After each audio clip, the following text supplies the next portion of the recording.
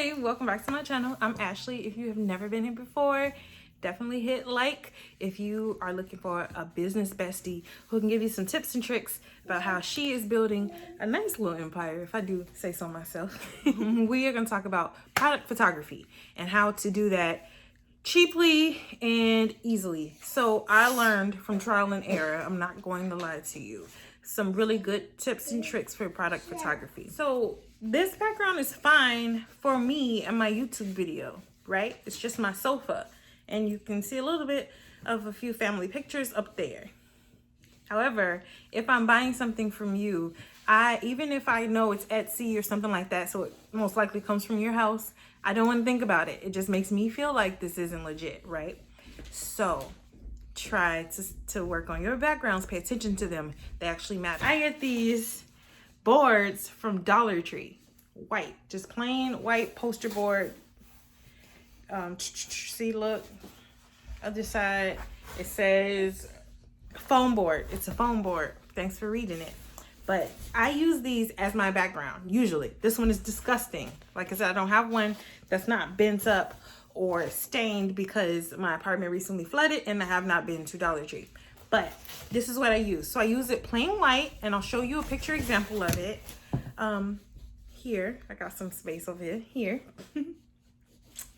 Right? And then I also will take these $1 from Dollar Tree foam boards and cover them in contact paper. So I had one covered in marble contact paper. I'll show you here again. I'll get contact paper from my local Lowe's. It's like a home improvement store for about $6 a roll, and you just peel and stick it onto the board. So roll it and stick it, and you can YouTube it. There are a lot of people that use it for apartment DIYs. They redo their countertops, and you use it as shelf liner, things like that. You can also get it from Amazon. Here's my little dusty board. Here's a customer order. It is a set of personalized pot holders from my shop. And so I just want you to see what it looks like. I'm sitting where I was, right? And like with that dent was in there, look, boom. Nice neutral background, plain. Also got this white little furry rug. It's a rug, see, on the other side. Anyway, from Five Below. So $5. They have white, they have pink always, and then sometimes they come out with other ones. But I use this very frequently in my product photos. And I'll show you really quickly. It just gives it a furry background for really cheap and inexpensive. You could also try to use tissue paper. So this is pink tissue paper, and when I take the actual picture, you'll be able to see that a little bit more. It's light tissue paper. It's wrinkled though, because I don't use it for this reason. I use it for packaging. If you've watched how I package my orders video, you'll see I use tissue paper for that. Then lighting is a big issue I've noticed that people struggle with, which is a hard one. So you could use a light box. That's probably your best bet. Your best scenario is a light box. You can get one from Amazon, or you can Google it. They're relatively inexpensive. I personally don't use one though, but I've shown you what I actually do use. Or you can make one. So I've seen tutorials to make a DIY light box on Pinterest and also on YouTube. So definitely check those out. You can use lights, artificial lights. So I have, what are those called, y'all? Box lights. I have box lights that I typically film my YouTube videos with, because I typically film my videos at nighttime when it's dark outside. So I use lights, and I'll show you them. They're right here actually, and they're not on. And so you can control the diffusion of them. So this one has the screen on it, and this one you can see the screen unzipped on it. I got those box lights from Amazon relatively cheaply. I want to say about $30 a piece. They're adjustable, so they go up and down. You can adjust where they are. You can adjust if they're the long way, horizontal or vertical. You can adjust them how you need them, and they're really good. Okay, when it comes to natural light, look at me. We're inside of my apartment. My YouTube lights are off, as you can see. My ceiling light, if I can find it to show you, is off. And this is what I look like with just this window with the blinds open. That's the only window in the room, okay? This is what I look like. Now my point is, you'll see how you place a camera if you're using lighting from the window makes a lot of difference.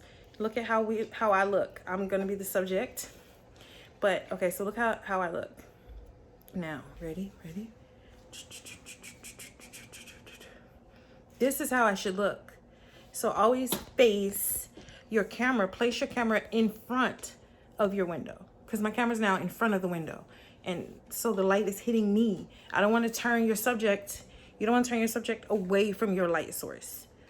Always have your subject pointed at the window, at the light source. Put the camera in front of the window. Messy house. Another thing is going outside in direct sunlight. We are outside. We're actually on the hood of my car. Bloop. Lighting.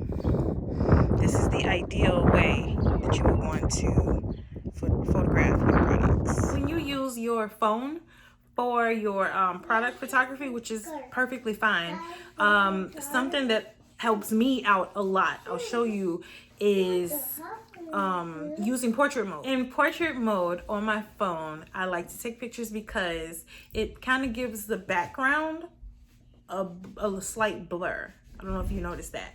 So everything in the background is a slight blur, and then you can put it on studio lighting, and I like that too. It kind of helps make the colors pop.